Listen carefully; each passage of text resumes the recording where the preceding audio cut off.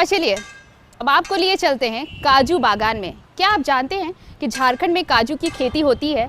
अब आप कहेंगे ना के बराबर, लेकिन धनबाद में एक ऐसा काजू बागान है जो सालों से वीरान पड़ा है। क्यों है ये वीरानी, क्या है वहाँ की कहानी, देखिए हमारी ये स्पेशल रिपोर्ट।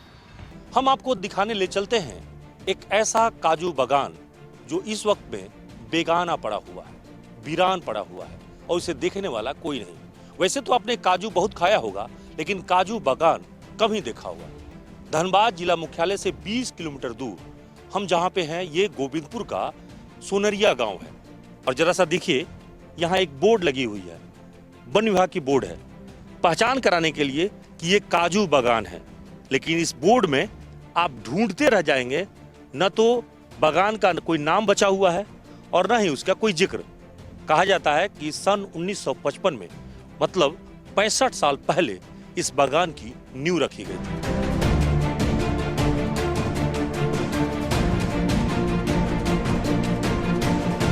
यह है धनबाद जिला मुख्यालय से 25 किलोमीटर दूर गोविंदपुर प्रखंड का सोनरिया गांव। तोपचाची वन क्षेत्र के अधीन यहां आपको खूबसूरत पहाड़ों के बीच जिले का इकलौता काजू बागान देखने को मिलेगा। काजू बागान में हम आपको काजू दिखाने ले आए हैं और देखिए यहाँ पे पेड़ पर जो है काजू लगी हुई है, लेकिन ये काजू अभी तैयार नहीं है। ये जो है अभी प्रक्रियागत है, मतलब ये बीज जो है फल का रूप धारण करते हैं और जब पूरी तरह से तैयार हो जाते हैं तो इसका जो शेप है वो बिल्कुल एप्पल जैसा दिखने लगता है। बिल्कुल ये जैसे मेरे हाथ में नजर आ रहा है, ये उस तरह से नजर आता है।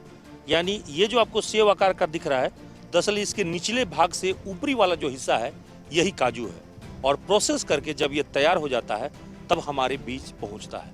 स्वाभाविक है, एक फल में एक काजू, इसीलिए इसकी कीमत भी उतना ही ज्यादा है। और काजू रईसों का अगर कहें तो फल कहा जाता है, क्योंकि इसकी कीमत मार्केट में ज्यादा है और शरीर के लिए भी ये बहुत ही स्वास्थ्यवर्धक माना जाता है। फिलहाल यहाँ पे क्या स्थिति है और काजू के खेत का भी फिलहाल क्या पोजीशन है, उसको दिखाने हम आपको ले चल रहे हैं।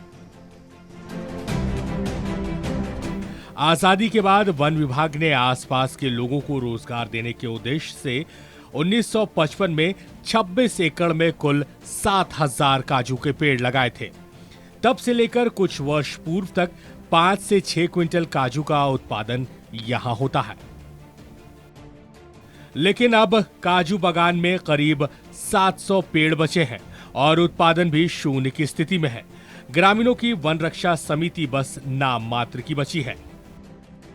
कहा जाता है कि सोनरिया के काजू बागान में पहले 7000 काजू का पेड़ हुआ करते थे और अब वो घटकर मात्र 700 रह गया है। उत्पादन पहले क्या था और अभी वर्तमान में उत्पादन क्या हो रहा है, चलिए जरा सा यहाँ के जो ग्रामीण हैं वही बताएंगे। जी, पहले यहाँ पे जो है कुल कितने पेड़ थे और जब लगा था ये उस वक्त में कितना उत्पादन हुआ करता था, अभी कितना रह गया है, अभी पेड़ कितना बचा है? देखिए सर, पेड़ के संख्या के हिसाब से अभी का तो उत्पादन में भी बहुत कम है, गिरावट अभी है।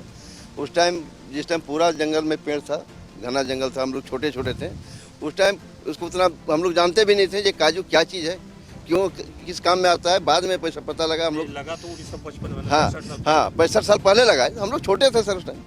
तब बाद में जाने तो फल तो बहुत ज़्यादा उत्पन्न होता था, अभी उस हिसाब से नहीं है। ये फॉरेस्ट डिपार्टमेंट लगाए थे, फॉरेस्ट वाले लगाए। और इस काजू को हम लोग बुजुर्ग लोग कहा करते थे कि 1955 में ये लगा हुआ है। हाँ, तब तो हम लोग बहुत छोटे थे और जिस समय हम लोग देख रेख कर रहे थे, जिस समय हमको मालूम हुआ कि ये काजू फल रहा है, उस समय 4-5 क्विंटल निकलता था। अभी कितना निकलता है? अभी मात्र 2-3 क्विंटल, वो भी सर बच्चा लोग खा जाता है। सुंदर पहाड़ी संख्याओं के बीच स्थित होने के कारण इसे पर्यटन स्थल के रूप में भी विकसित किया जा सकता है, लेकिन इन सब के लिए जरूरत है एक शुरुआत की। वनों के बीच स्थित होने के कारण यहाँ के कई पेड़ माफिया गिरोह के हत्थे चढ़ गए हैं। ऐसे में वन विभाग की जवाबदेही काफी बढ़ जाती है। चूंकि ग्रामीण सामूहिक रूप से उसका उपयोग करते रहे, तो उस कारण से प्रोसेसिंग यूनिट जैसी या उसका जो एक आजीविका के लिए जो उसका लाभ नहीं ले पाए हैं तो ग्रामीण, और मैं कोशिश करूँगा कि उस बागान को पहले तो उसकी सुरक्षा हेतु चाहे बारबेड वायर फेंसिंग चाहे ट्रेंच फेंसिंग से उसकी सुरक्षा करवा सकूँ। दूसरा कि सुरक्षा का प्रावधान इस तरह से हो कि ग्रामीण उसको असमय नहीं तोड़े। डीएफओ की बातों से कुछ उम्मीद तो जगी है, लेकिन कागज पर लिखे वादों को जमीन पर उतारना जरूरी है। सर इसमें कोई ऊपर वाला नहीं देख रहे हैं। अगर इसको घेरा हो जाता, कोई शेड वेड बैठने का हो जाता, बाहर दूर दराज से आदमी आता तो बहुत देखने के लायक जगह था। लेकिन यहाँ का ना गाँव वाला कोई रोजगार है इसमें, नहीं कुछ फायदा है। वही खाली देखने को ही मिलता है कि नहीं हम लोग का यहाँ काजू का जंगल। नहीं, जिला प्रशासन इसमें कोई एक्शन नहीं लिया। आप लोग इंतजार में अभी भी? बहुत इंतजार में है सर। इसे पर्यटन स्थल के तौर पर विकसित किया जा सकता था। इस बागान के नीचे नदी भी है, तो सरकार इस पर ध्यान ही नहीं दे रही है। सिर्फ नदी पहाड़ सब तो है, सारा चीज़ मौजूद है। बाबा बानेश्वर विकसित हो सकता था। पूरी तरह से विकसित हो सकता था, मगर सरकार इसे अनदेखी कर रही है। देखिए, ये बड़ी बात इन्होंने कहा कि सब कुछ तो है, इतनी खूबसूरत जगह है और पास में ही देखिए तो बाबा नागेश्वरनाथ मंदिर भी है और इस जगह को पर्यटन केंद्र बनाने के लिए वो तमाम चीज़ें मौजूद है। लेकिन हालात वो अब भी यही है कि जो सुविधा यहाँ पे विकसित की जानी चाहिए थी वो नहीं हो पाई है। और सबसे ज़्यादा दुख की बात तो यही है कि वन विभाग भी अब जो है लापरवाह बना हुआ है। वो सिर्फ खाना पूर्ति कर रहा है इसकी देखरेख के नाम पर, इसके अगर कहें विकास के नाम पर कुछ भी नहीं हो रहा है।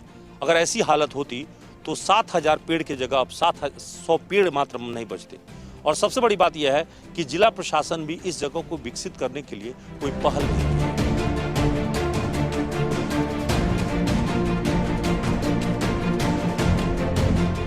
कि इस जगह को पर्यटन केंद्र के तौर पर विकसित किया जाए, साथ ही साथ काजू बागान को पुनर्जीवित किया जाए ताकि आसपास के नौजवानों को, आसपास के ग्रामीणों को रोजगार भी मिल सके और अब किसी ग्रामीण को बाहर जाने की मजबूरी नहीं हो।